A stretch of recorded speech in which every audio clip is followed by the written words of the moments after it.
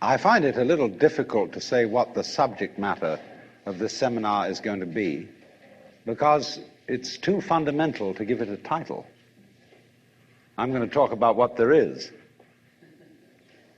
Now, the first thing, though, that we have to do is to get our perspectives with some background about the basic ideas which, as Westerners living today in the United States, influence our everyday common sense, our fundamental notions about what life is about. And there are historical origins for this which influence us more strongly than most people realize.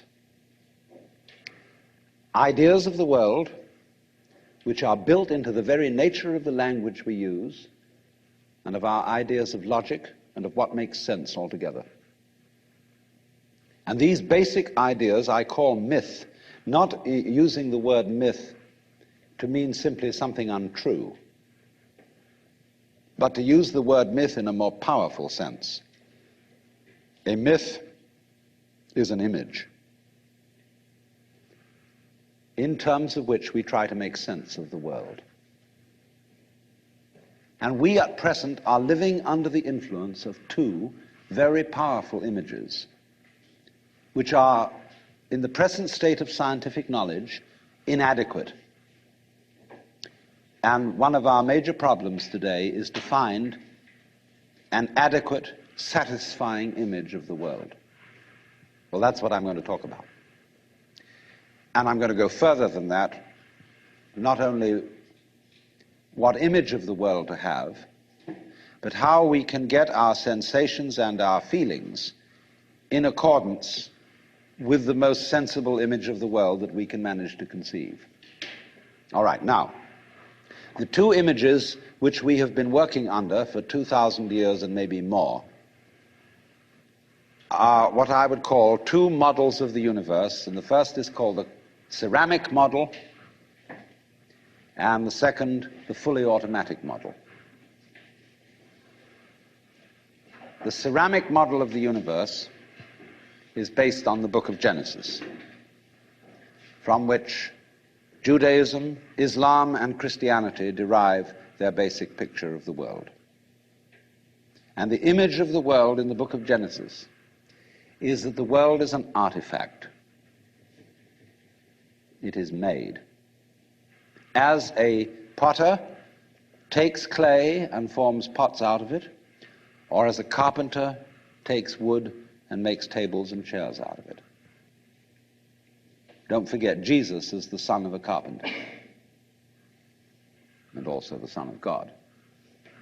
So the image of God and of the world is based on the idea of God as a technician, potter, carpenter, architect, who has in mind a plan and who fashions the universe in accordance with that plan.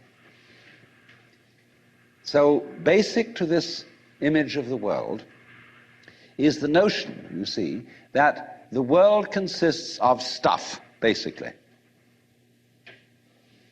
Primordial matter, substance, stuff,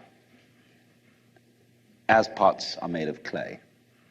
And the potter imposes his will on it and makes it become whatever he wants.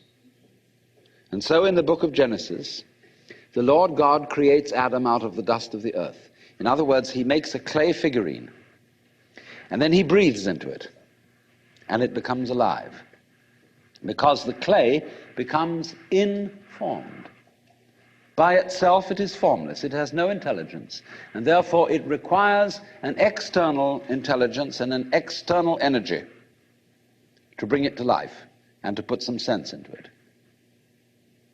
And so in this way, we inherit a conception of ourselves as being artifacts, as being made, and it is perfectly natural in our culture for a child to ask its mother, how was I made?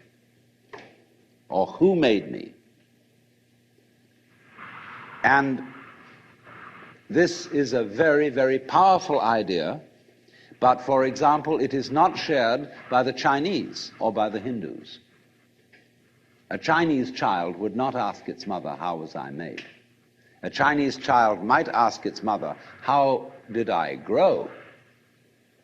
Which is an entirely different procedure from making. You see, when you make something, you put it together, you arrange parts, or you from the outside to the in, as a sculptor works on a stone or as the potter works on clay. But when you watch something growing, it works in exactly the opposite direction. It works from the inside to the outside. It expands, it burgeons, it blossoms, and it happens all over itself at once. In other words, the original simple form, say, of a living cell in the womb, progressively complicates itself. And that's the growing process, and it's quite different from the making process. And so there is, for that reason, a fundamental difference between the made and the maker. And this image